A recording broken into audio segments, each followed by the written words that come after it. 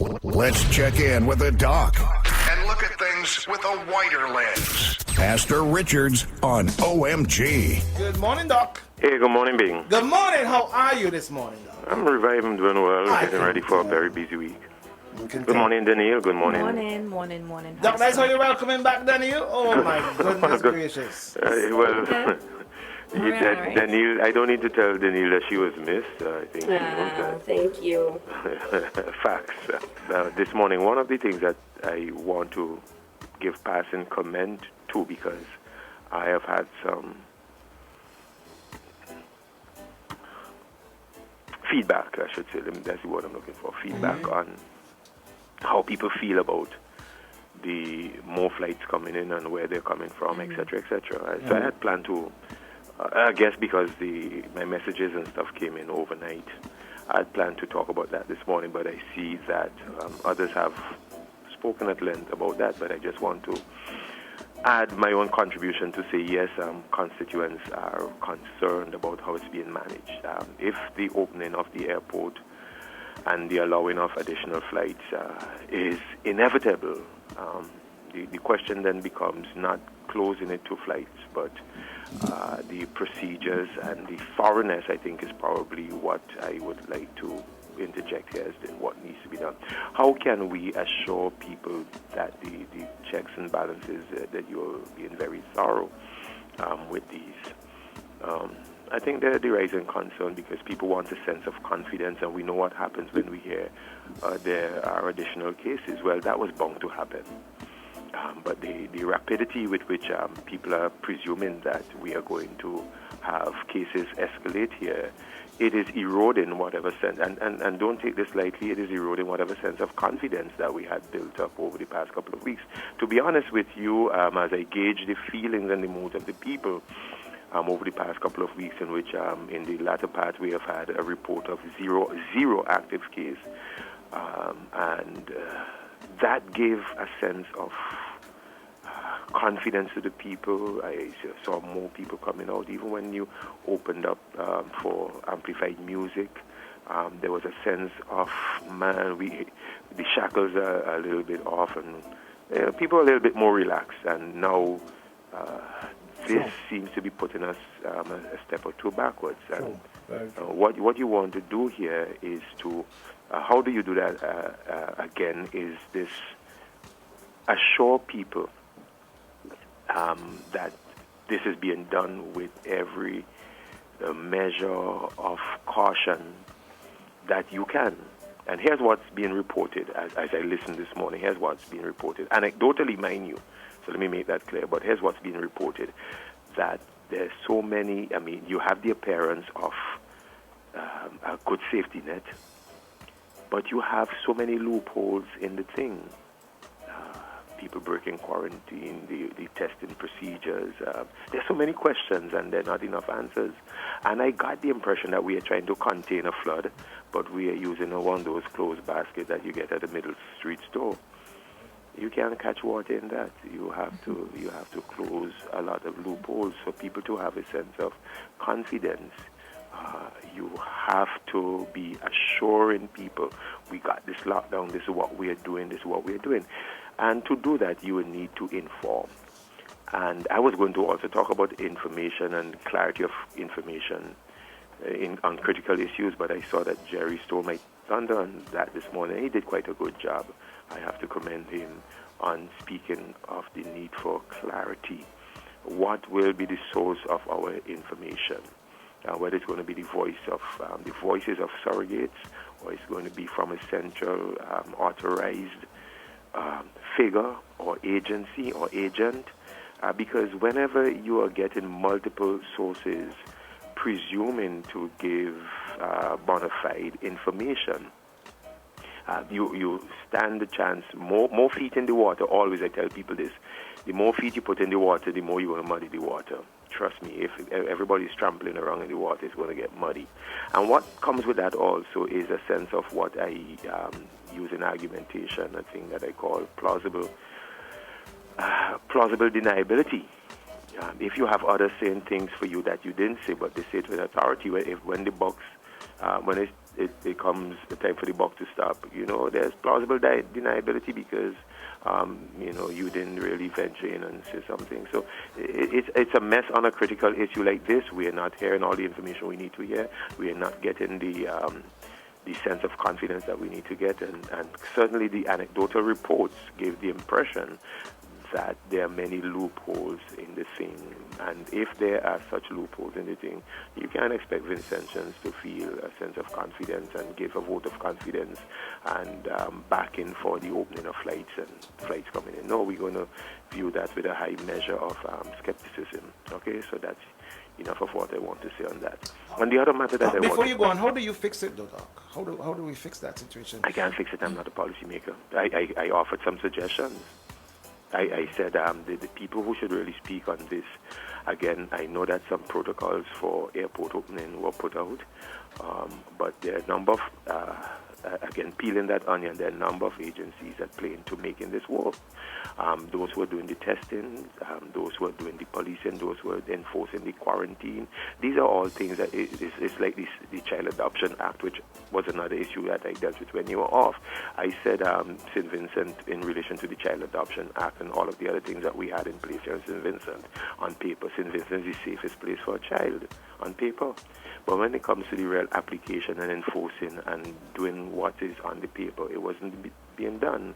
And therefore, there was a real disconnect between what's on the paper, what was the policy, and what's being done. And I see the same thing here in relation to this bringing people in by flights. I think the protocols, which were read on this station, by the way, in case people were wondering, the protocols for that reopening up of the airport were made very clear.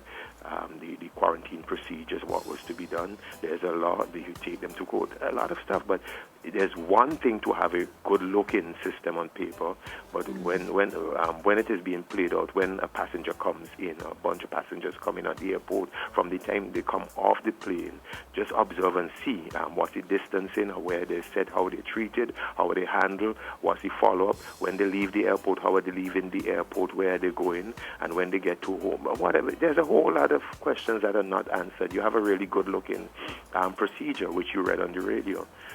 But people are not comforted, and again, let me say this: people, while you have a good sounding stuff, people are not really comforted so much by what you have on paper as they would be comforted by knowing that it is playing out well. And when they hear all of these anecdotal reports of Beckway and other people and I get some of these coming to me too, like Jerry does, where these people who come off the planes, where they're showing up.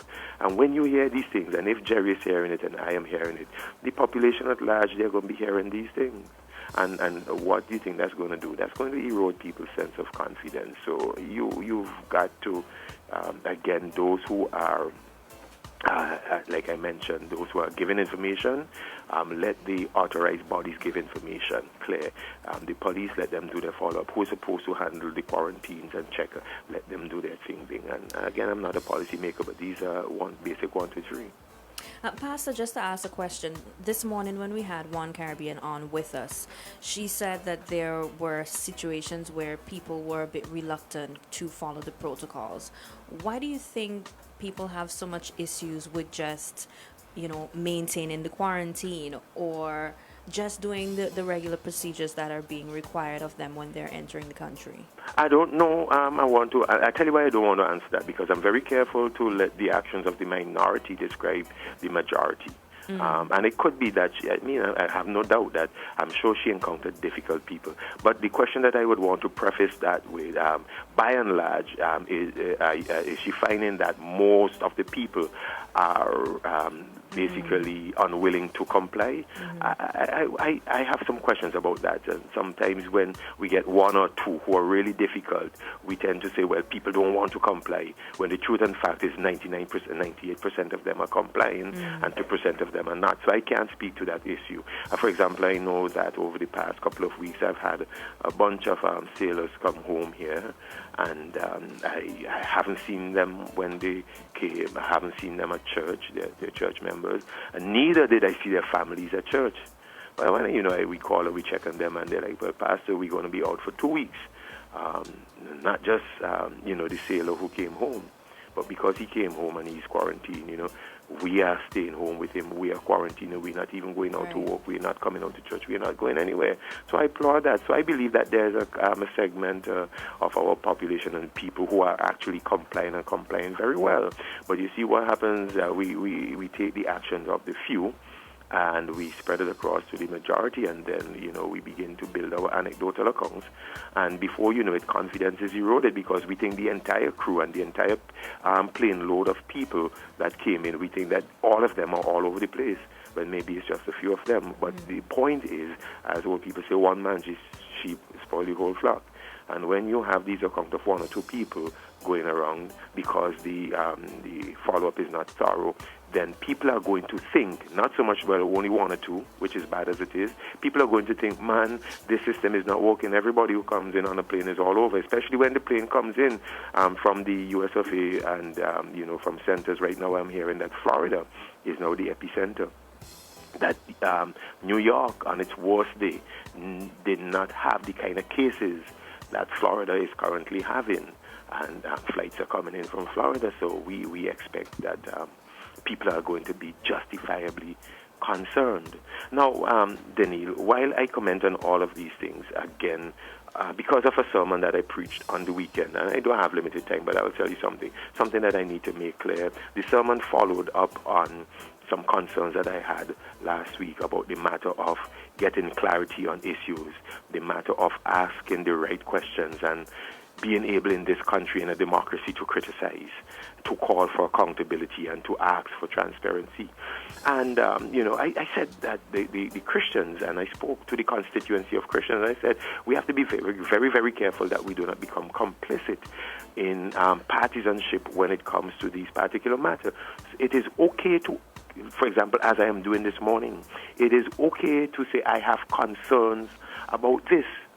Whether you're a supporter of the ULP or you're not a supporter of the ULP or NDP or not of the NDP, you have the right and the responsibility, and I can only speak right now to the constituency of Christians, that we have to ask, and we can't get bogged down, and we can't put on our blinders and have this myopic vision that we can only question the other side, and we could only ask for clarity from the other side, and we could only criticize the other side.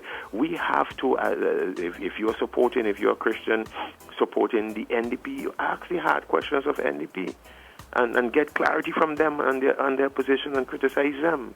And if you are a Christian and you're a supporter of the ULP, come on, ask the hard questions and get clarity and criticize when necessary. And it is also your Christian duty to ask for accountability.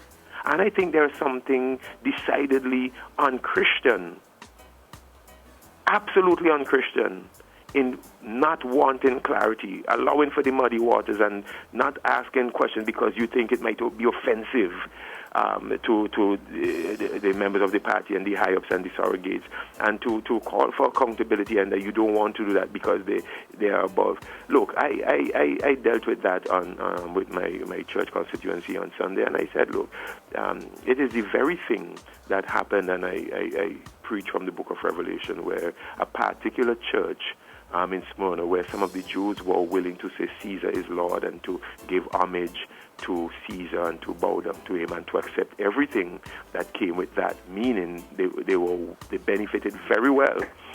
And there was a cadre of people within the church who refused to say Caesar is Lord and prefer to say, look, we are principled and we're going to say Jesus is Lord, and they paid a heavy price.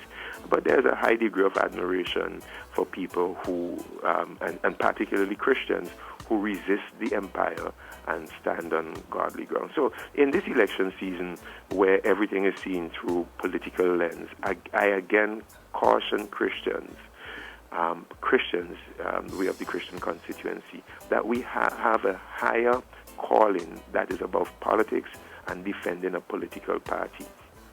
We have a higher calling to be impartial, and even when our party is saying and doing things, we have a calling to call them out and to disavow them and to even distance ourselves from them. And as we go more and more into this season of subterfuge, let me call it that, I am going to be pushing for more and more for the Christians to take a stand and to be a voice of reason, clarity, and even integrity in this country. You all have a good day. Thank you, Doc. Catch you tomorrow morning. Let's check in with the doc and look at things with a wider lens. Pastor Richards on OMG.